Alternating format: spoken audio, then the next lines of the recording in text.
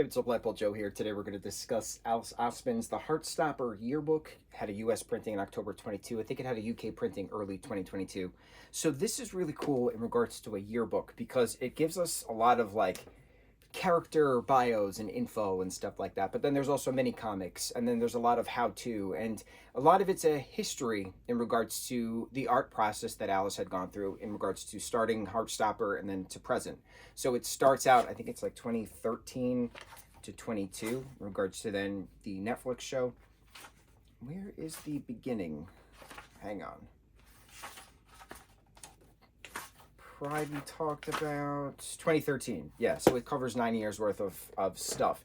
And it's neat because we don't get a lot of like behind the artist's story, if that makes sense. Like we don't, like, sometimes there's like behind the scenes in regards to how a TV show was made or behind the scenes of how a movie was made, but not many behind the scenes of how a book series is made. So we get the full timeline of events, a yearbook culminating the history of our beloved characters, of our beloved author from 2013 to present.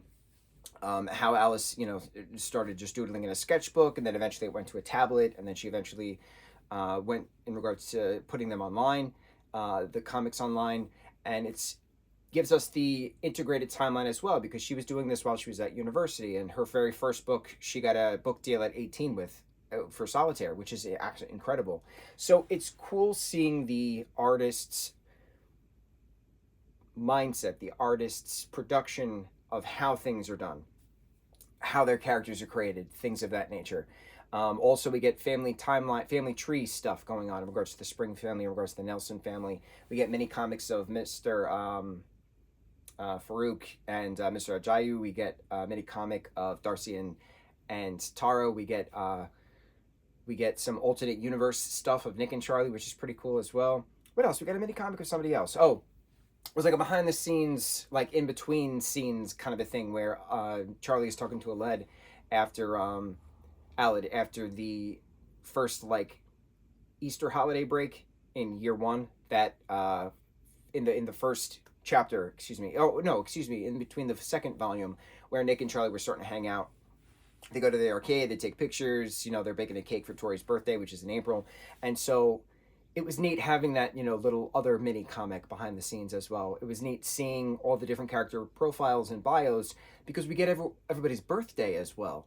That doesn't really happen in regards to a fictitious franchise, a series, if you will. So because this is so vast in regards to comics, in regards to novels, it's really neat having this definitive, this is Charlie's birthday, this is Harry's birthday, this is Ben's birthday. And it's neat having Alice then explain these bullies as well, in regards to how she modeled them. Harry's based off of, lads that had, been awful to her back in school and, stuff like that. So it's just neat getting the peek behind the curtain.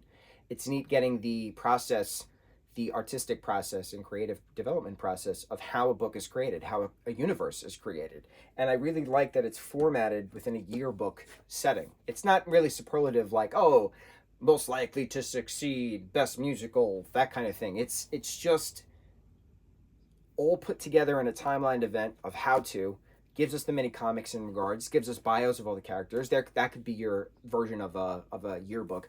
I don't have the Heartstopper books in hardcover. I have them in paperback. The novels I have in hardcover and paperback.